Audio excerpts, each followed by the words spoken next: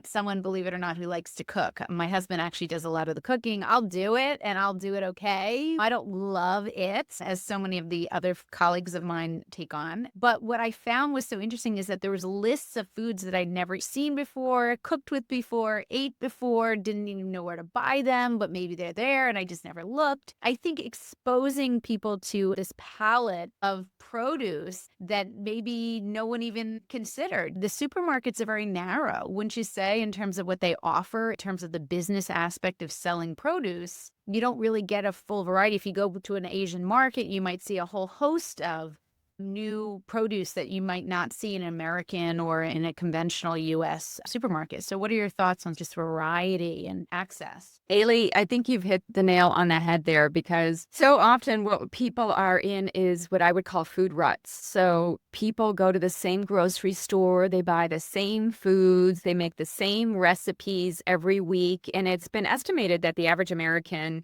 cycles between, and I think that this is probably pretty expansive, but something like 5 to 7 different recipes or different go-to meals.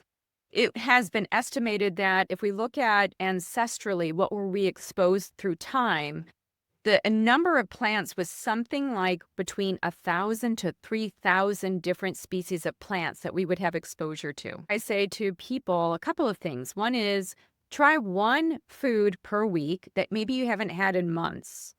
Like I know for me, what was it recently? Like celeriac. And I even had to go and look up things. I do like to cook a little bit. I'm not obsessive and like to be in the kitchen all the time. I like to do many more things, and some people are really good at it. I'm an intuitive person when it comes to cooking things. But trying out new things, going to different markets,